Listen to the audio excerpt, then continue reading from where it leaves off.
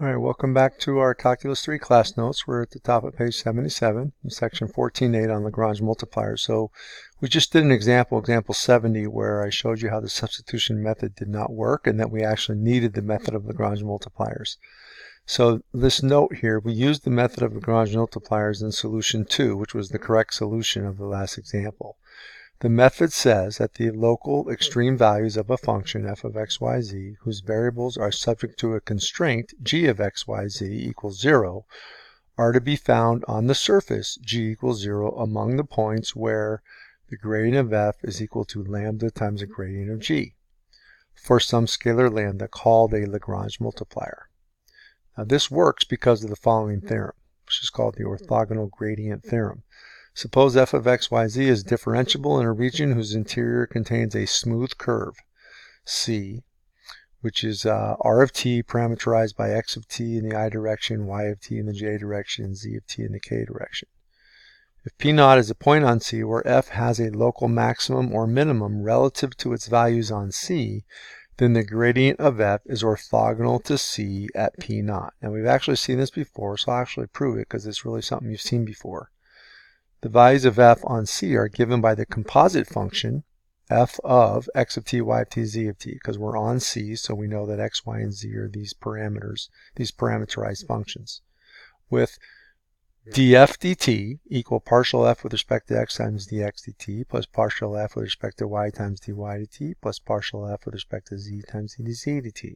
So what that is that's the gradient of f dotted with r prime. So at any point P0 where f has a local maximum or minimum relative to its values on C, then we want df dt is going to be 0, which means that the gradient of f dotted with r prime is equal to 0. So in other words, the gradient of f is orthogonal to the curve C. Okay, so by dropping the z terms, we have the following corollary. Corollary at the points on a smooth curve r of t equals x of ti plus y of tj, where a differentiable function f of xy takes on its local maximum and minima relative to its values on the curve.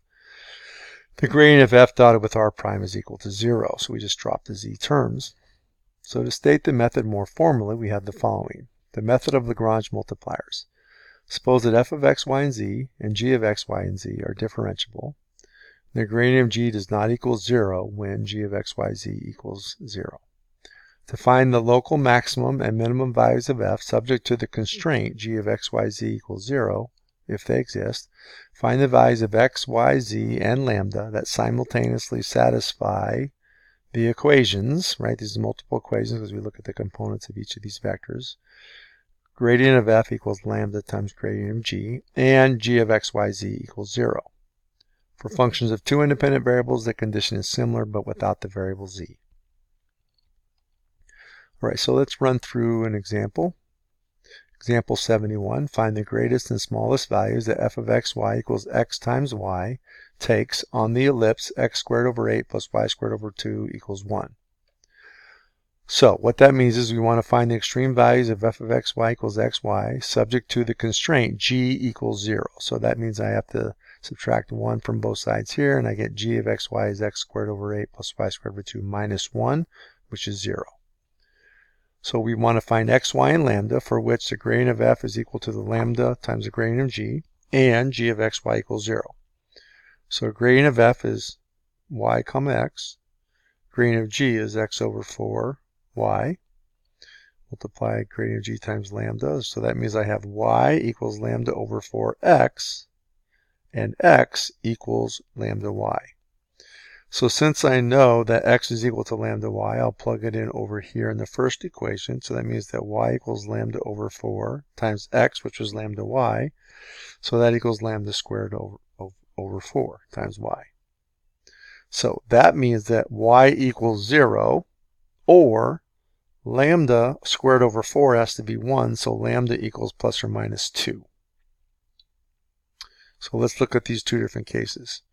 If y equals 0, then that means x has to be 0, right? When you plug that into g, if y equals 0, if y equals 0, then x equals 0, right here. Right? If y equals 0, then x has to also be 0. So that means for y equals 0, x would have to be 0, but 0, 0 is not on the ellipse. If you tried to plug that in here, it would not work. You get minus 1 equals 0. So that's not a solution. Second case is that y is not equals 0, so lambda equals plus or minus 2, which means that x equals plus or minus 2y from this equation.